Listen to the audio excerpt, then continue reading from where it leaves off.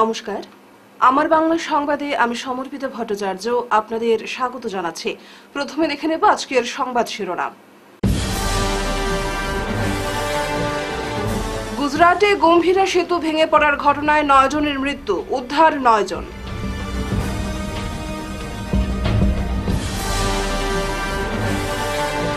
উচ্ছেদ অভিযান নিয়ে মুখ্যমন্ত্রীর স্পষ্ট বার্তা, বিরোধিতা সত্ত্বেও অভিযান চলবে, সরকার খিলঞ্জিয়াদের পাশে।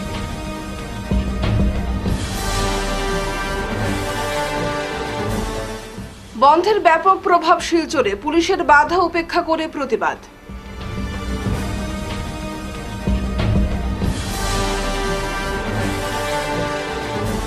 শ্রম সংস্কার ও কর্পোরেট বান্ধব নীতির প্রতিবাদ, ব্যাংক ধর্মঘট সফল।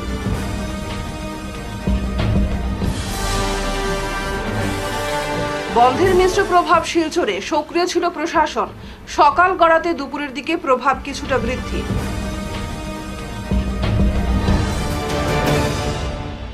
এবারে বিস্তারিত আমার বাংলা সংবাদ।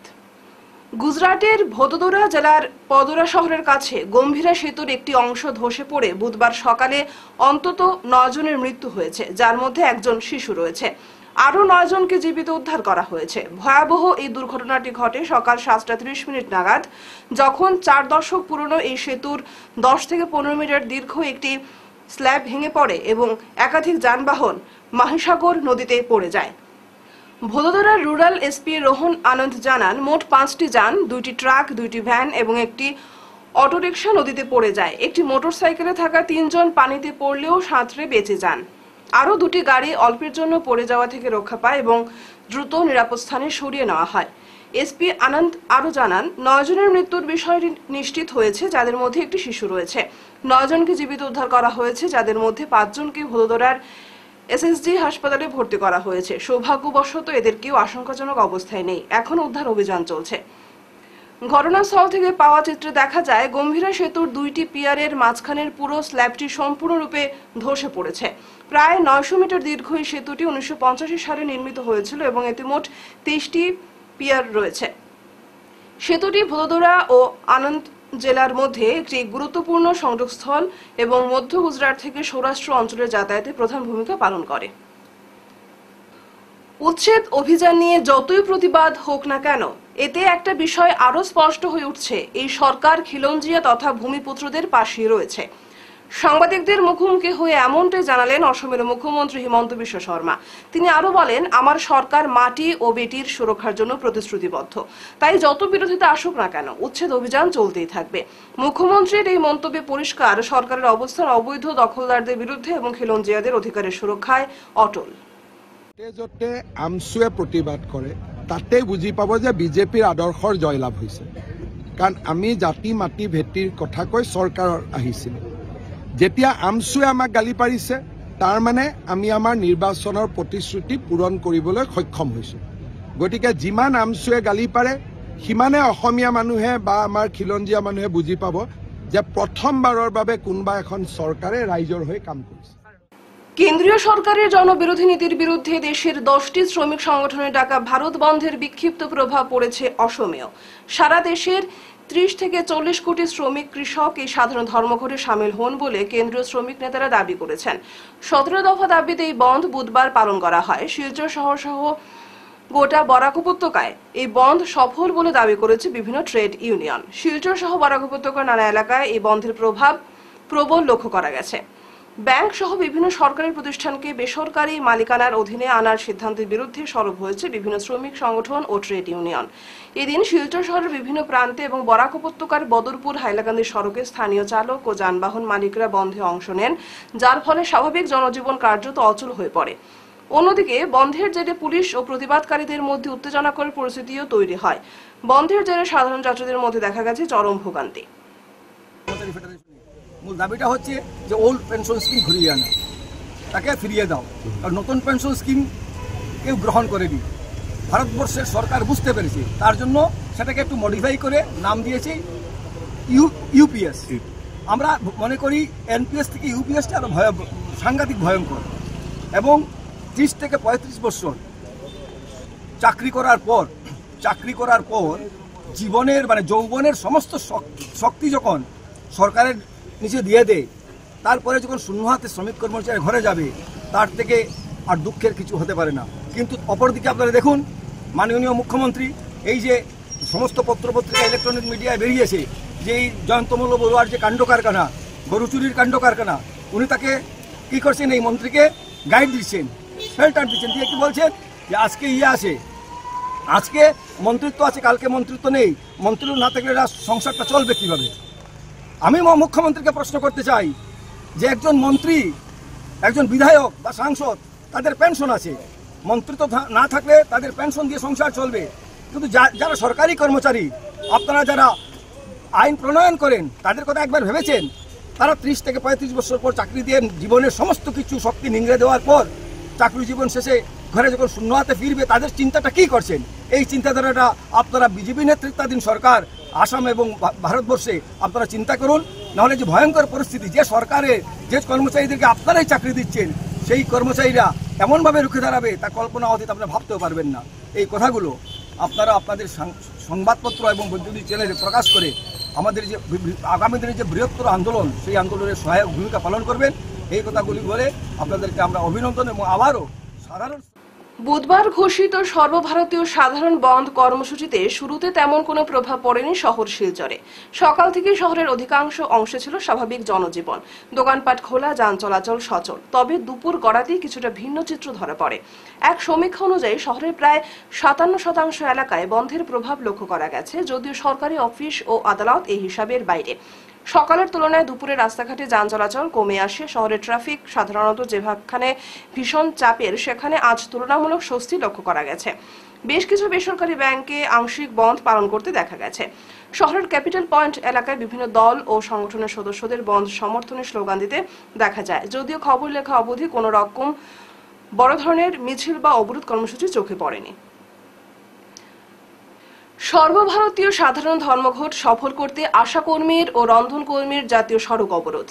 আজ 9 জুলাই সকাল 11টায় উধারবন্দ প্রাথমিক চিকিৎসালয়ের সম্মুখে আশাকর্মী ও রাঁধুনির যৌথ উদ্যোগে কেন্দ্রীয় ট্রেড ইউনিয়ন ফেডারেশন, কৃষক সহ বিভিন্ন ক্ষেত্রের সংগঠনের আহ্বানে সর্বভারতীয় সাধারণ ধর্মঘট সফল করার উদ্দেশ্যে জাতীয় সড়ক অবরোধ করেন আশাকর্মীরা। এদিন 17 দফা দাবি নিয়ে বিভিন্ন সংগঠনের যৌথ উদ্যোগে সর্বভারতীয় সাধারণ ধর্মঘট ও চাকা বন্ধের ডাক দেওয়া হয়। তাদের এই 17 দফা দাবির মধ্যে অবিলম্বে 4টি শ্রম কোড বাতিল করা, জাতীয় স্তরের সমস্ত সংগঠিত ও অসংগঠিত টিকা শ্রমিক, চা শ্রমিক প্রকল্প কর্মীদের 2600 টাকা ন্যূনতম মাসিক মজুরি ঘোষণা করা, কম হলেও পেনশন 9000 টাকা ঘোষণা করা, সমস্ত প্রকল্প কর্মীদের সামাজিক সুরক্ষা সুনিশ্চিত করা, টিকা শ্রমিক নিয়োগ প্রথা বাতিল করা ইত্যাদি দাবি নিয়ে আজকের এই সর্বভারতীয় সাধারণ ধর্মঘট।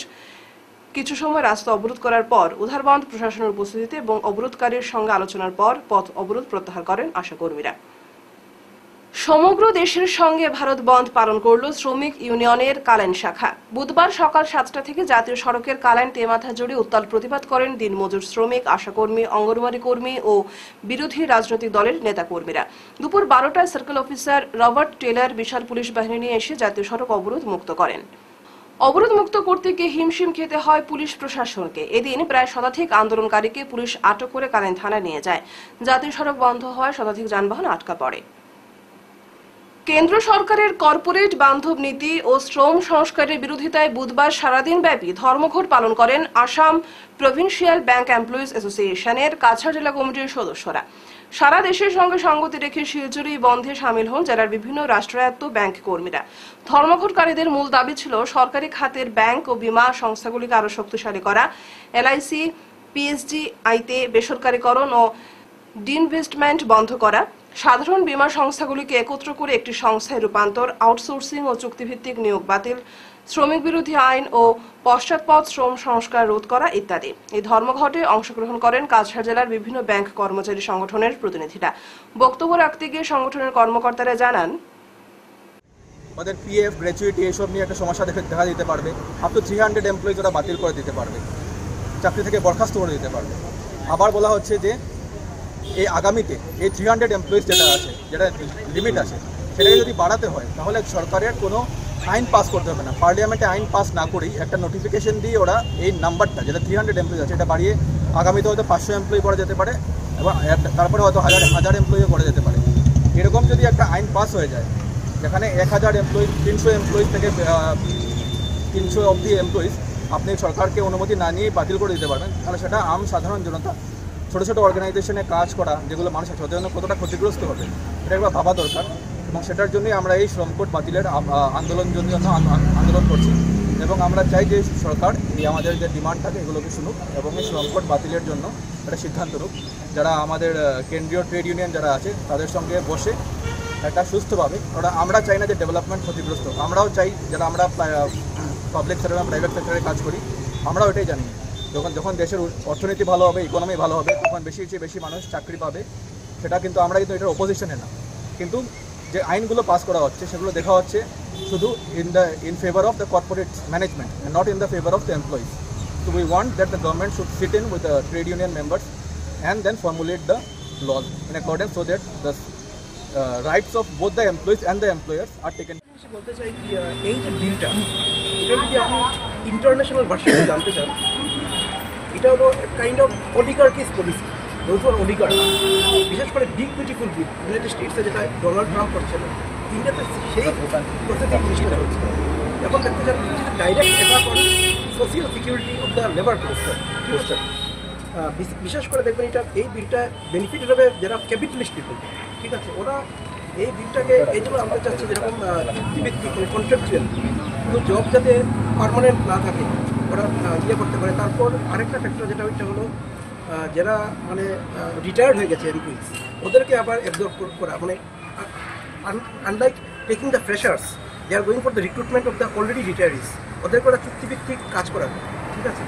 এই জিনিসগুলো মানে বিশেষ করে যারা ইয়াং জেনারেশন আছে আমাদের দেশে, they will be very much affected. আমরা যারা জব করছি আমরা তো মোটামুটি একটা জেনে আছি, যারা ফ্রেশার্স, যারা আগামী দিনে ওরা they are dealing with job in some sectors, ওদের অনেক প্রবলেম হয়ে যায়, ওদের মানে সাংঘাতিকভাবে প্রবলেম হয়ে যায়। এই জিনিসগুলোকে আমাদের ভেরি স্ট্রংলি অপোজ করা দরকার, কারণ এটা আমাদের। জিরিঘাট থানা এলাকার উত্তর লালপানি গ্রামে এক রহস্যজনক মৃত্যুকে ঘিরে চাঞ্চল্য ছড়িয়েছে। হত কৃষকের নাম এনামুদ্দিন মজুমদার, বয়স আনুমানিক 55 বছর। এ ব্যাপারে 5 ব্যক্তিকে অভিযুক্ত করে জিরিঘাট থানায় মামলা দায়ের করেছেন হত কৃষকের স্ত্রী আফলা বেগম। তিনি সংবাদ মাধ্যমের কাছে অভিযোগ করে বলেন, গত শনিবার সকালে তার স্বামী এনামুদ্দিন মজুমদার কৃষিকাজের জন্য গিয়েছিলেন লবণখালে। দুপুর 12টা পর্যন্ত বাড়ি না ফেরায় তিনি খোঁজ নিতে সেখানে যান, কিন্তু সেখানে গিয়েও স্বামী এনামুদ্দিনের সন্ধান পাননি। প্রতিবেশী বাড়ির লক্ষ্মী ভক্তা সহ কয়েকজনকে জিজ্ঞেস করলে তারা বলেন তার স্বামীকে তারাও দেখেননি। বিকেল 3টে পর্যন্ত এনামুদ্দিন বাড়িতে না আসায় আবার এনামের স্ত্রী সন্তান সহ বেরিয়ে পড়েন খোঁজ করতে। এরপর লবণখালী কৃষি জমির পার্শ্ববর্তী এলাকায় সন্ধান চালিয়ে এনামের ব্যবহৃত গামছা পেয়ে যান। গামছার সূত্র ধরে সন্ধান চালিয়ে লক্ষ্মী ভক্তার বাড়ির পাশের জঙ্গলে রক্তাক্ত অবস্থায় এনামুদ্দিনের মৃতদেহ উদ্ধার করেন। মৃতের মাথায় মারাত্মক জখম সহ শরীর রক্তে রাঙা ছিল বলে জানিয়েছেন মৃতের স্ত্রী। মৃতদেহ দেখে খবর দেওয়া হয় জিরিঘাট থানায়। পুলিশ ঘটনাস্থলে পৌঁছে মৃতদেহ উদ্ধার করে ময়নাতদন্তের জন্য শিলচর মেডিকেল কলেজ হাসপাতালে পাঠায়। স্ত্রী এবং তার বাচ্চারা বাবার খবর করা গেছে, আর এখানে গিয়ে মানে কোনো তার সন্ধান পাওয়া যায় না।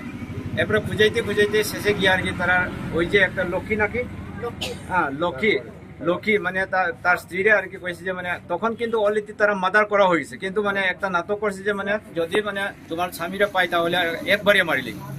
এই কথা করার পরে আরো একটু সন্দেহ হয়েছে। এরপরে বহুত খোঁজাখুঁজি করার পরে মানে তার ওই যে লক্ষ্মীর বাসার আর কি মানে 10 মিটার সরিয়া ঝিলের মধ্যে আর কি মানুষ তারে ফালানি হয়েছে। আর যখন দেখছে তখন তো মানে আপনার তার স্ত্রীর মুখ থেকে আপনি শুনছেন, কিন্তু তখন আর কি আমরা ওই দিন কেস করা হয়েছে না, পরের দিন থানার একটা এজাহার দেওয়া হয়েছে। এই এজাহারের মধ্যে লক্ষ্মী এবং তার ছেলে মিতন রিকিয়াসন দুইজনের উপরে কেস ফাইল করা হয়েছে। আর এই দুইজনে সুতম মুরা, বিশ্রাম মুরা, হরিদন মুরা, লক্ষ্মী রিকিয়াসন, মিতন রিকিয়াসন তারার নামে আর কি কেস ফাইল করা হয়েছে, কিন্তু লক্ষ্মী রিকিয়াসন এবং মিতন রিকিয়াসন দুইজনকে অ্যারেস্ট করা হয়েছে। অ্যারেস্ট করার পরে আর কি তারার মুখের জবানবন্দি থেকে আর কি আমরা যেটা জানতে পারছি মানে মেন যে মানে আসামি মার্ডার যারা করছে তারার নামটা তারার মুখ থেকে আমরা জানতে পাইছি যে এরা হলো মানে সুতমুরা, পিতামিত, সাউমুরা। 2 নম্বর হলো গিয়ে সাজু বক্তা, পিতামিত কার্তিক বক্তা। 3 নম্বর হলো গিয়ে জয় কৈরি, পিতা বতু কৈরি। আর 4 নম্বরতে হলো গিয়ে সন্তোষ বক্তা, পিতা তেনু বক্তা। এই মানে এক মাদার হিসাবে আর কি আমরা তারা মুখ থেকে শুনতে পেয়েছি। বিনা প্রতিদ্বন্দ্বিতায় ভাউরিকান্দি জিপির সভানেত্রী মনোনীত হলেন হামিদা বেগম মজুমদার। সহ সভানেত্রী নির্বাচিত হয়েছেন আজমন নেহার আহমেদ। বুধবার সোনাই উন্নয়ন খণ্ডের কার্যালয়ে বিকেল 2টায় জিপি গঠনের প্রক্রিয়া শুরু হয়। বিডিও মুকুল বসুমতারির উপস্থিতিতে জিপির 6 জন গ্রুপ সদস্য উপস্থিত ছিলেন। বাকি 4 সদস্যের জন্য অপেক্ষা করা হলেও নির্ধারিত সময়ে উপস্থিত না হওয়ায় জিপির সভাপতি ও সহসভাপতি চয়ন করে নেন উপস্থিত সদস্যরা। উল্লেখ্য, গত 1 জুলাই ভাউরিকান্দি জিপি গঠনের তারিখ থাকলেও সব গ্রুপ সদস্য উপস্থিত না হওয়ায় পরবর্তী তারিখ দেওয়া হয়েছিল। সে অনুযায়ী বুধবার ভাউরিকান্দি জিপি গঠন করা হয়।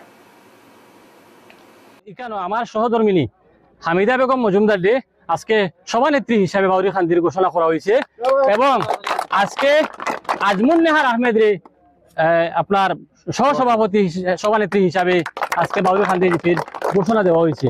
তো আজকে অত্যন্ত খুশির দিন। আজকের এই জয়, এটা গণতন্ত্রের জয়। আজকে ভাউরিকান্দি জিপির গরিব মেহনতি মানুষের আজকের এই জয়টা হয়েছে। আমি অত্যন্ত আনন্দিত আজকে যে আজকে ভাউরিকান্দির মানুষের যেভাবে আমারে সমর্থন দিছেন এবং তৎসঙ্গে তারা গ্রুপ থেকে যেরকম সদস্যরে প্রতিনিধি হিসেবে পাঠাইছিলা, তারা আজকে যেভাবে আমার সঙ্গে আইয়া এখানে দাঁড়াইছেন, আমি অত্যন্ত খুশি।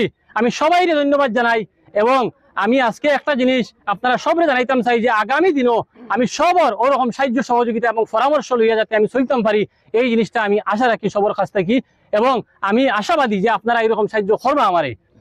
আর সঙ্গে আরেকটা জিনিস আপনারা জানাইতাম চাইয়ার, আজকে মনের মাঝে তোরা একটা দুঃখ আর কি, অত খুশির দিন তবু শেয়ার করিয়ার, যেহেতু 4 জন মেম্বার আজকে এখানে অনুপস্থিত, তারা অত মানুষের ভোট দিয়া বানাইছিলা। তো আজকে তার দায়িত্ব আসলো, তারা ওইখানে আইয়া খাড়া হইতে আসলো, গণতন্ত্রের জট আইয়া খাড়া হইয়া আজকে তারা যদি মোকাবিলা করতা করিয়া যেটাও রেজাল্ট হোক, এটা আমরা মাথা ফাতিয়া মানিয়া লইতাম আসলো। তো তারা আইসুন না, যাও, এটাও দুর্ভাগ্য ভাউরিকান্দি জিপির জনসাধারণে আজকে দিয়া দিলা। আজকে আউট টেকিং শিরোমণি, আজকে তুমি আউট লইলা না, আজকে তুমি মেম্বার বনিয়া গেলা না এখান থেকে। তো ঠিক আছে, এটা আগামী দিনও এটাও মীমাংসা হইব এবং যাতে আমি সুন্দরভাবে চলি। আসন্ন বোর্ড গঠনের আগেই আলগাপুর ব্লকে দেখা গেল এক বড়সড় রাজনৈতিক পালাবদল। ব্লকের 3 জন প্রভাবশালী আঞ্চলিক পঞ্চায়েত সদস্য আনুষ্ঠানিকভাবে যোগ দিলেন অসম গণপরিষদ দলে, যা নিয়ে রাজনৈতিক মহলে শুরু হয়েছে নানা জল্পনা। এই 3 আঞ্চলিক পঞ্চায়েত সদস্য হলেন যথাক্রমে আলগাপুর মোহনপুর আঞ্চলিক পঞ্চায়েত সদস্য আফরোজা ফরহাজ লস্কর, ভাটিরকুপা গাঁও পঞ্চায়েত সদস্য ইমরানা বেগম লস্কর, নিমাইচাঁদপুর গাঁও পঞ্চায়েত সদস্য রুমানা বেগম মজুমদার। স্থানীয় অগপ নেতৃত্বের উপস্থিতিতে তাদের গলায় দলীয় গামছা দেওয়া হয়। তাদের যোগদানের পরেই অগপ শিবিরে স্পষ্টই উদ্দীপনা লক্ষ্য করা গেছে। 2025 সালে যে পঞ্চায়েত নির্বাচন অনুষ্ঠিত হয়েছিল, সেখানে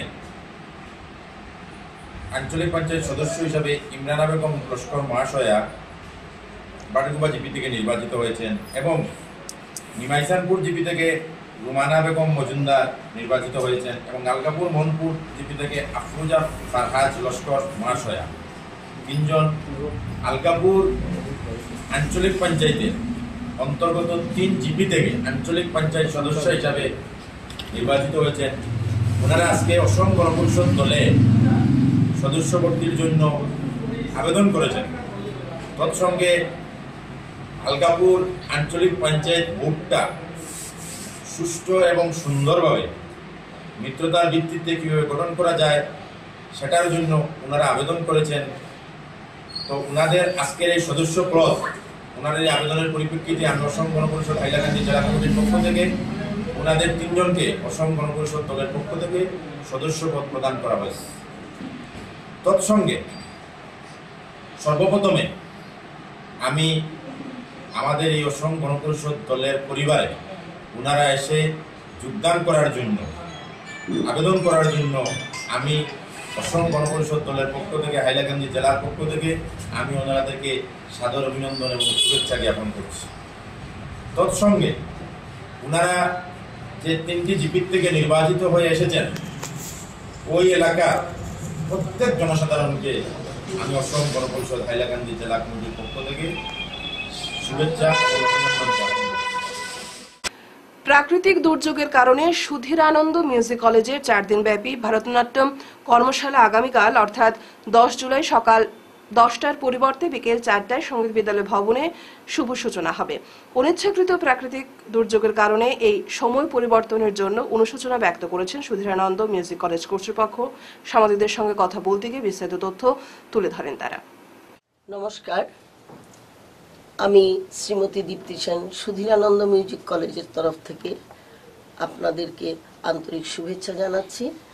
আমাদের যে সুধীরানন্দ মিউজিক কলেজের যে কর্মশালা 10ই জুলাই সকাল 10 ঘটিকায় সঙ্গীত বিদ্যালয় প্রাঙ্গণে আরম্ভ হওয়ার কথা ছিল, প্রাকৃতিক দুর্যোগের কারণে আমাদের এই অনুষ্ঠান সূচির পরিবর্তন করা হলো।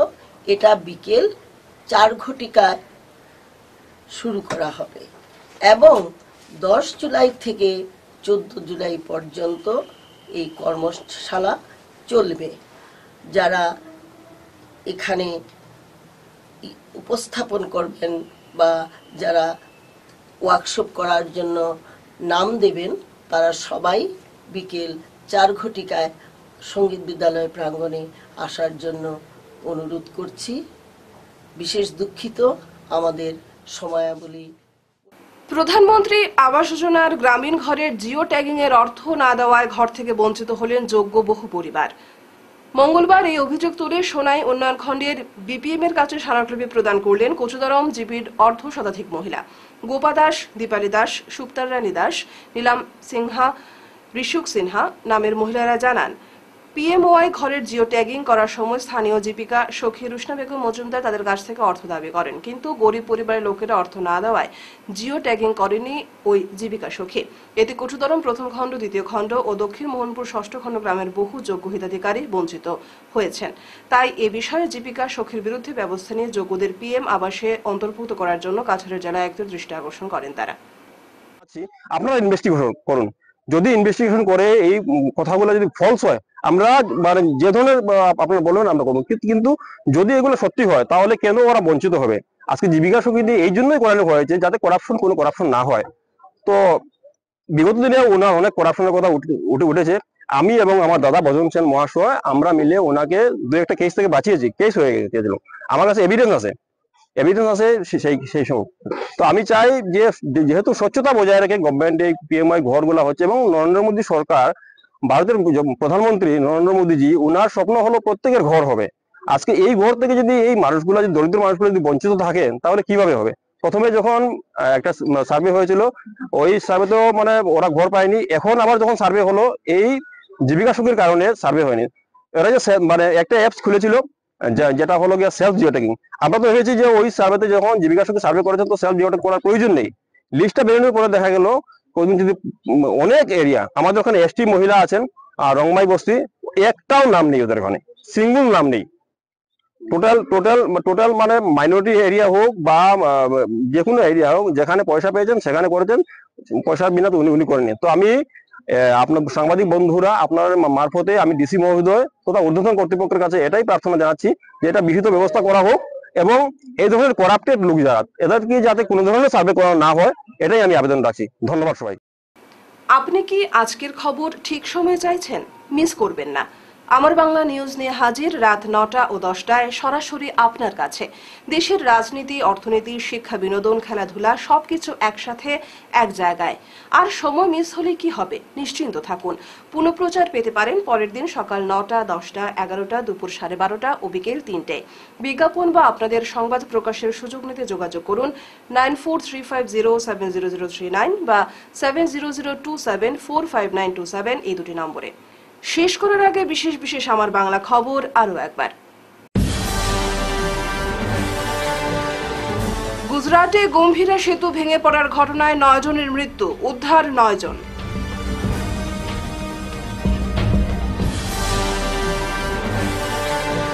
উচ্ছেদ অভিযান নিয়ে মুখ্যমন্ত্রীর স্পষ্ট বার্তা, বিরোধিতা সত্ত্বেও অভিযান চলবে, সরকার খিলঞ্জিয়াদের পাশে।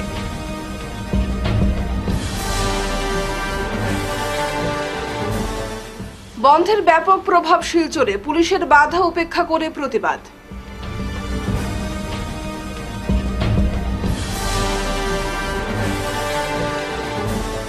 শ্রম সংস্কার ও কর্পোরেট বান্ধব নীতির প্রতিবাদ, ব্যাংক ধর্মঘট সফল।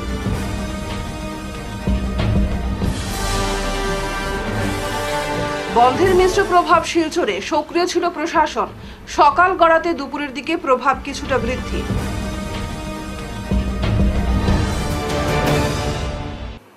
এখনকার মতো আমার বাংলা সংবাদ এ পর্যন্তই। নমস্কার।